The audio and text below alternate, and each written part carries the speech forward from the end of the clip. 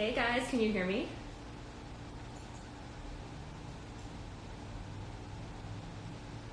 Yes, I love it. Bed Talks is all about solidarity. Hi everyone, thanks for coming. We got Brittany, Brent, Randy, Farah, Naveed. I love it. Becca, what's up? You guys like my fit today?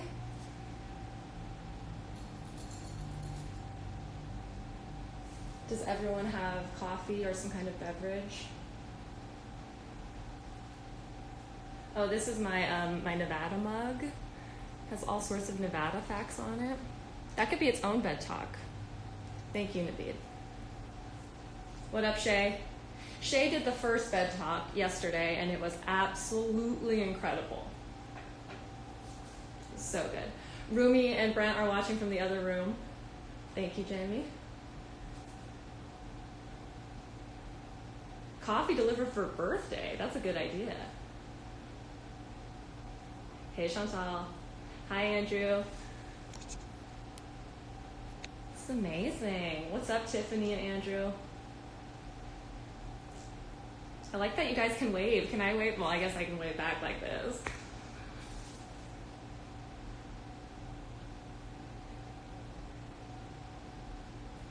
Yes, Eris, I'm so excited. Shay said you were excited for this talk, so I'm happy that you think it's interesting.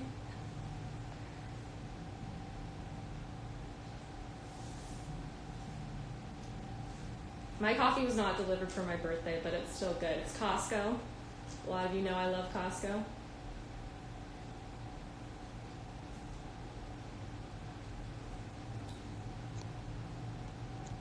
I can't tell what time it is on this thing.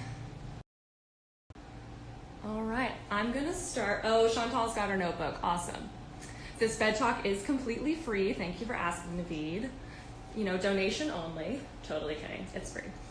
So this is only our second bed talk. Shay and I created bed talk as a response to this crazy time we're all in, where we're all bedridden, in quarantine, maybe bored and missing our friends. And we thought it would be an awesome idea to be able to talk to your friends on Instagram Live about something you're passionate about something you just know a lot about something you want to share with the world, you know, basically whatever you want to do. It can be whatever you want it to be.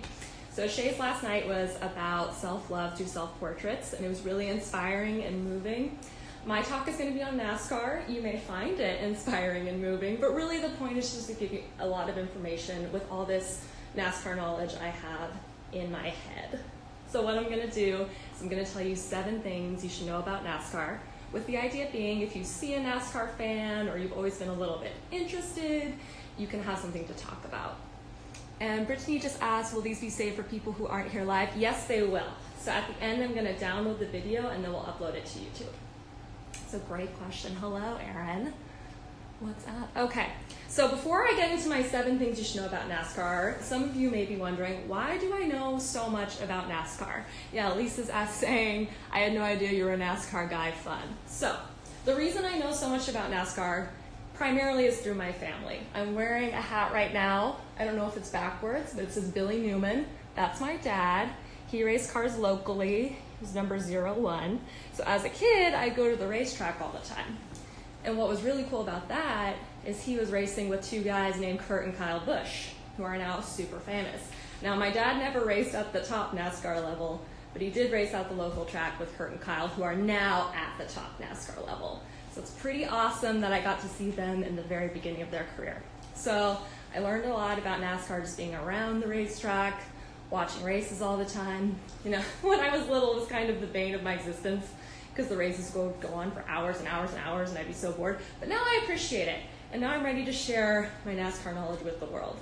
Okay, so let's get into the 7 things. Number 1, what does NASCAR stand for? Does anyone know what it stands for? It's an acronym. I'll give you guys a minute. Brent can't cheat because I already told him. Okay, it stands for National Association of Stock Car Auto Racing. Not nasty cars, like Brittany suggested. And not because there was a NASCAR, like the picture I posted.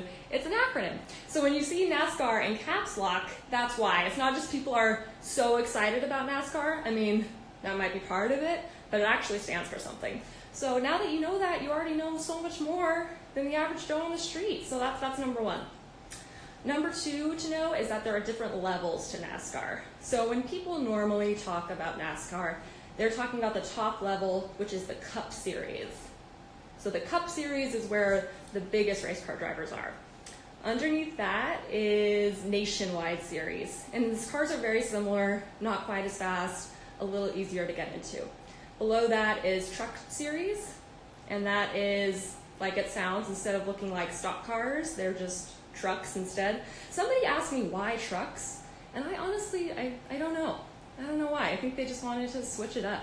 But that's the next level. And then at the bottom, you have all these local tracks. And we actually have one here in Las Vegas. That's where my dad raced. Where he got these sweet hats made. And that track is called the Bull Ring.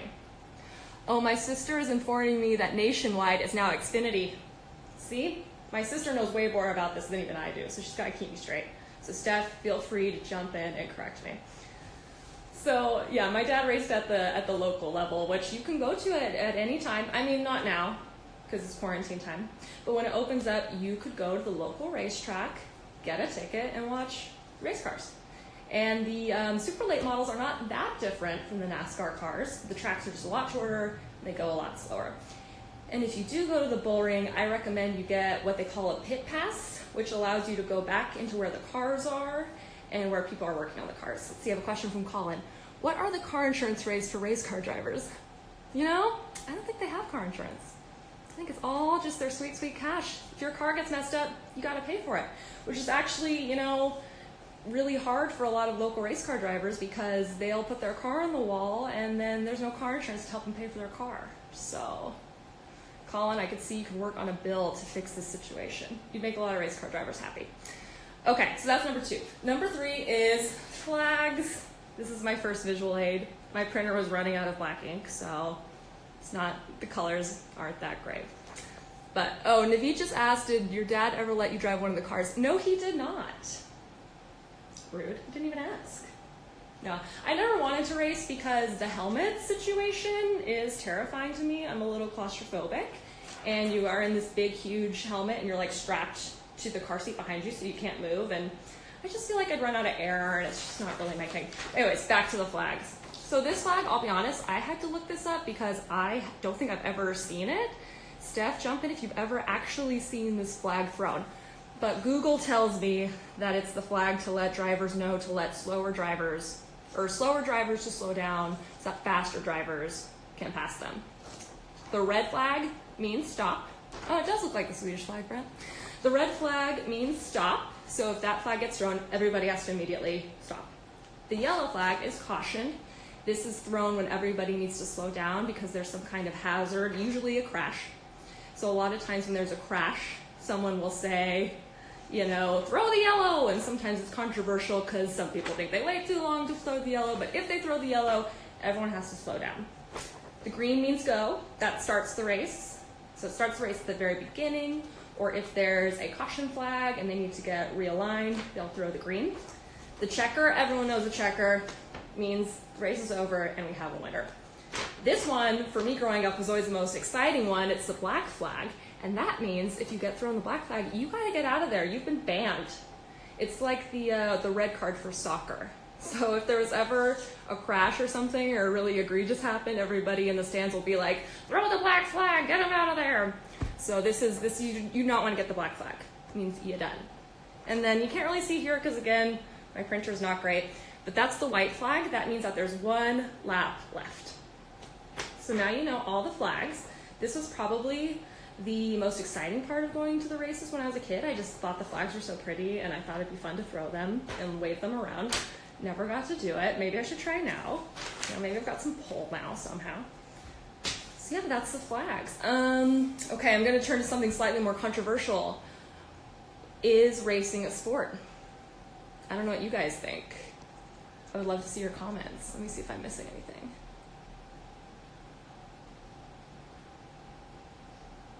The loser flag, that's right. I'm glad you guys are learning so much. Brittany asks, are flag throwers sexy like in Fast and Furious? Everyone's sexy, I think. Everyone's sexy in their own way. I don't remember there being any like particularly sexy flag throwers at the local track, but I don't see why not. I don't see why not.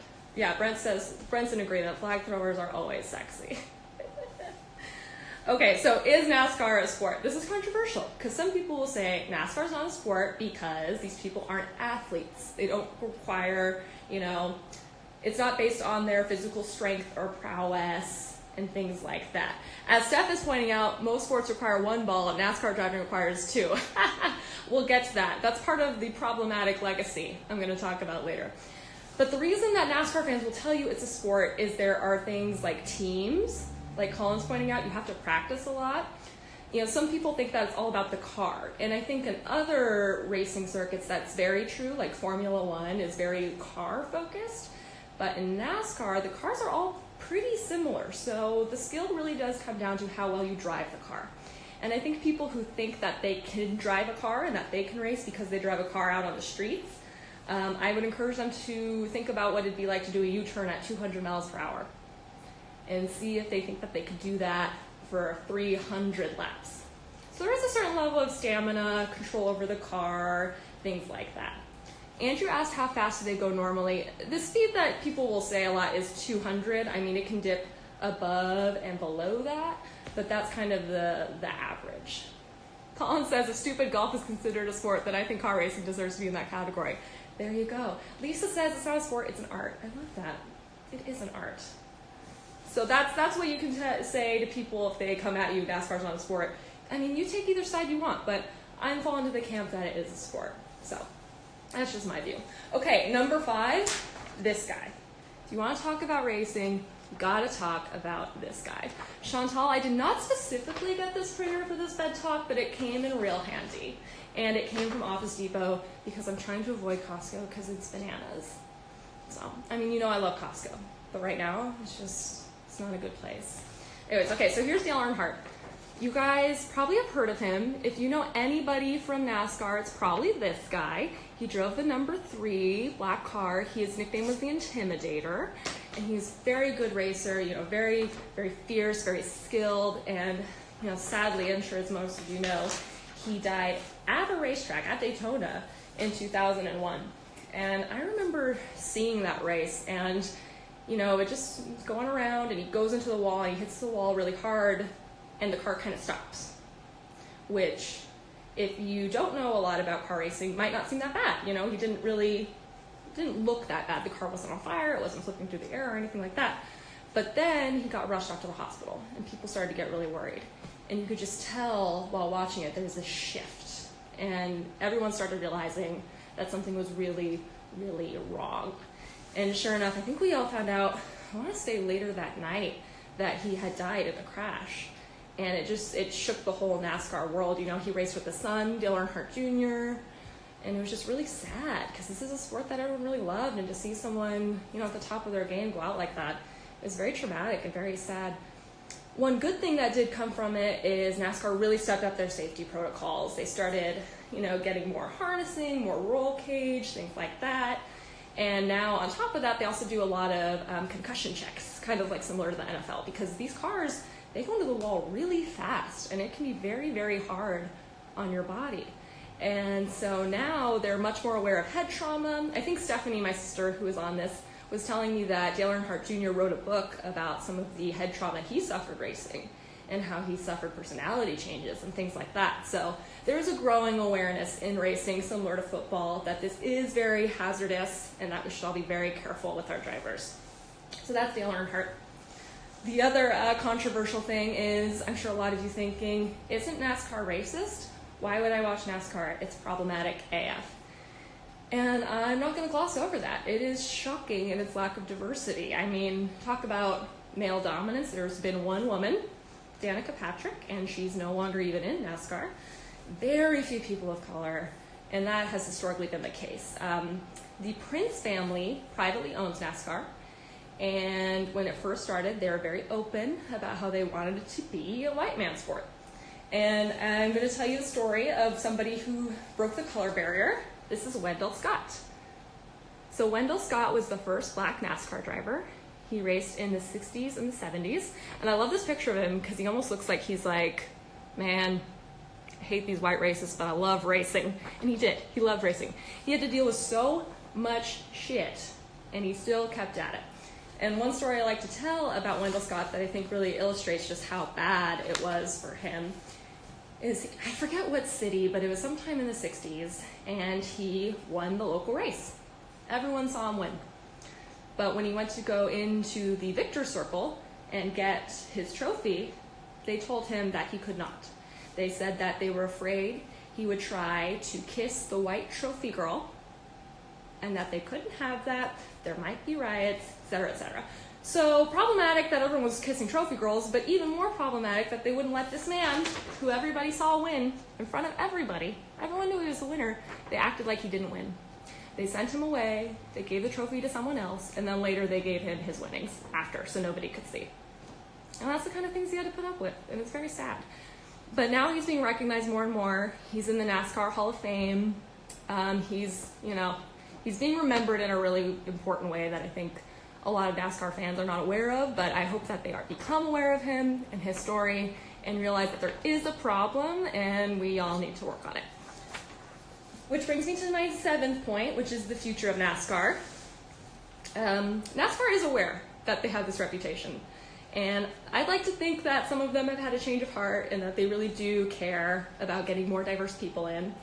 But they also know they're losing visitors or viewers, and it's a really bad look. I mean, it looks terrible when it's, 99% white and male. So what they've started doing on the local level is giving out what they call diversity grants, which is money for people to race if they are in some, kind of minority subgroup. So the idea being that if you take down that expense barrier, you might get more people who are interested and kind of try to change the culture around NASCAR. So that's one good thing that they're doing. There's a racer named Bubba Wallace, who's a black man in NASCAR, and he's doing great. He's racing at the top Cup Series level, and he's getting really big, and he drives for Kyle Busch, which is really awesome. And so I think that's a really good sign, and I'm hoping that there will be more people who join NASCAR, and we can start to kind of change the culture into it being so white and so male. Also, this is kind of a tangent, but I think it was last year, Brent introduced me to this rapper called Big Baby Scumbag, and he had a song called Daytona 500, and I was like, this is great. This is like hip-hop and racing together. I love it.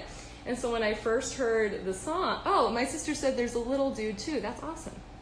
I didn't know that. And Eris, I'm sorry that you get driving anxiety. NASCAR is definitely not the thing to do. And Lisa, thank you. Yeah, I think these are important stories to be told. But anyway, so Big Baby Scumbag, he has a song called Daytona 500 that I highly recommend everyone listens to. And when I first heard it, I thought maybe he was being kind of sarcastic and making fun of NASCAR, which I was fine with. I was like, whatever, it's funny.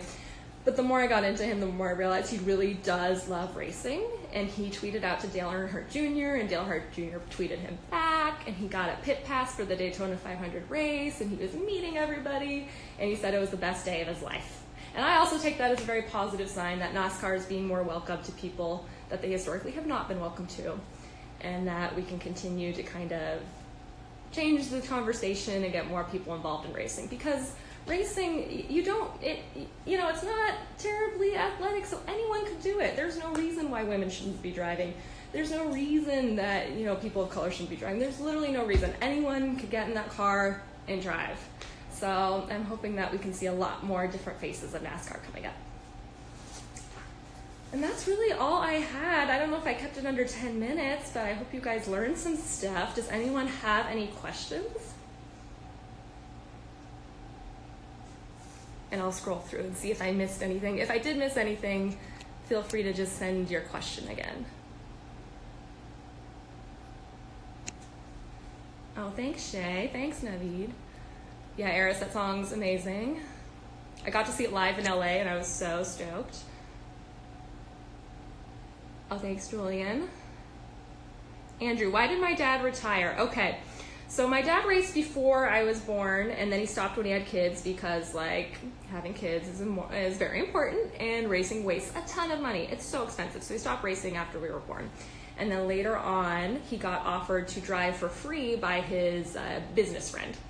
And this guy was putting together a team, and he said, I want you to race in it, and I want Kurt and Kyle Busch to race in it. Now, at that time, nobody knew who they were. They were just starting off racing. Their dad had raced, but they were new.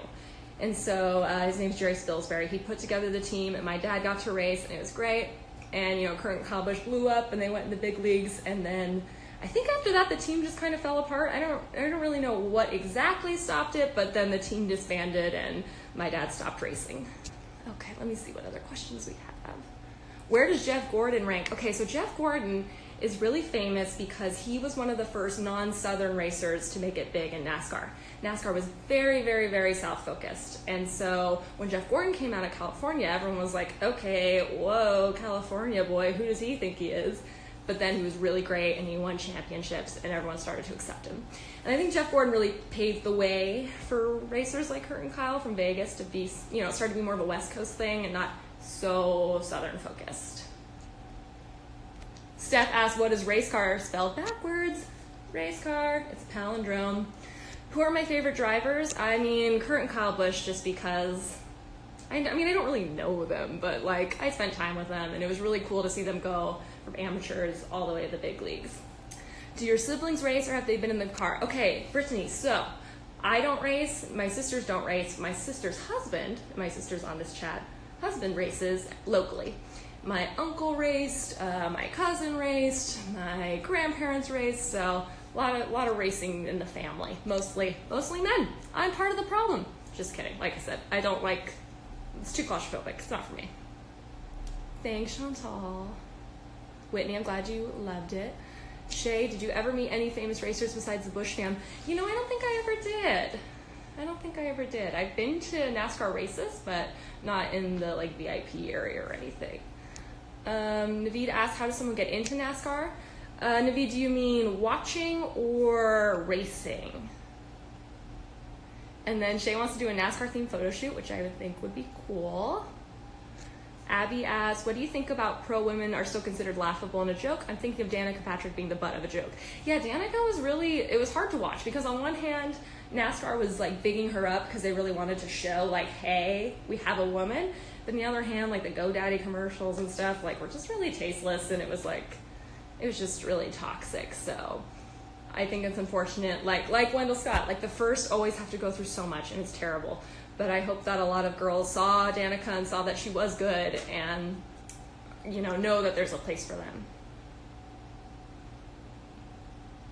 Steph, my sister, is pointing out she raced a go-kart once. She did, locally. I don't remember how that ended. I guess wasn't that great, Steph, since you're not doing it anymore. I don't know if you liked it or not. Eris, yeah, did I ever want to try racing? No, I'm too claustrophobic. I can't handle it. Being in a hot car with no air, it's not my bag. Oh, and Naveed clarified his question is about how do you get into racing. So the best way to get into racing is to start at your local racetrack. And it is very expensive, so if you can get a diversity grant, if you qualify for one, that is a really good way to offset that cost, because it's intimidating. You need a lot of equipment, you need a car. They're not cheap. I mean, it's an expensive sport. You know, the stereotypes are a bunch of poor rednecks, but at the same time, this is not a cheap hobby. So it can be difficult, but having the money and the cash flow definitely helps.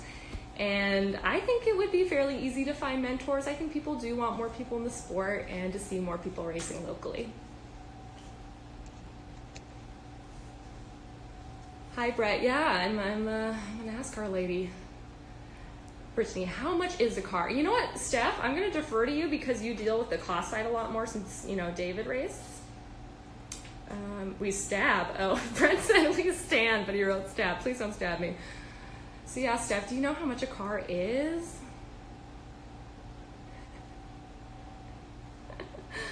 Yeah, Brent, I hope that's not a Freudian slip. I'd be scared. I don't know if she went, but I just know it's like several thousands of dollars. I mean, it's like a car. It's a car. And the tires are expensive, and you need new tires every single round. So it's just the costs build up very, very quickly. Okay, Steph said 16K plus. Yikes. And that's just for the car. That doesn't count the place where you store the car. It doesn't count your registration fees, the gas, the tires, like I mentioned. There's a lot of stuff. Yeah, it's expensive. It's very expensive. Naveed asked when the full video will be available. The masses need to see this. I plan on downloading it and uploading it right after this. What's my favorite racing movie? Ooh, you know, there's not a ton of racing movies, and I know this is the obvious one, but I thought Talladega Nights was hilarious. I really loved it. The Ballad of Ricky Bobby, it's so good.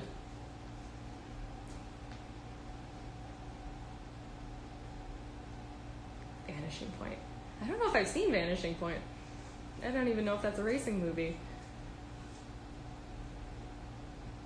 Okay, well, I think I'm going to wrap it up because I know everyone's got, I guess people aren't really busy today. If you have more questions, you can send them my way. Oh, sorry, a few more. What other topics are you wanting to share? I could talk about so many things about bed talks. I have so much inane knowledge, rattling around in this old brain. Oh, the Abby pointed out there's a Disney Channel original movie with the girl racer. Cars 2. A lot of Cars love in this chat. Cars, I think, did get people into racing, so shout out Cars. Okay, but yeah, if you guys want to do a bed talk, seriously, just hit up Shay or I. It could be about anything. Like, as you saw last night, Shay's was very vulnerable and stuff, and like very, really inspiring. This was more informational, but really, it could be anything you want. Anything. I see that there's a debate about which movies count. Oh, thank you, Whitney. Thank you. All right, guys, so I'm going to download this and upload it to YouTube. Again, if you have any more questions, feel free to shoot them my way. And thank you guys for coming. This has been a really fun experience, and I'm really glad that Shay and I got this fired up. The next bed talk is TBD. I need you guys to send us your time slots and what you want to talk about. Colin, you're absolutely allowed to talk about salmon, and you should. Farah, I want to see your bed talk about your amazing makeup tutorials, and I'm so glad you guys had a good time. I have to figure out how to get out of this. How do I stop this? Guys, love you guys.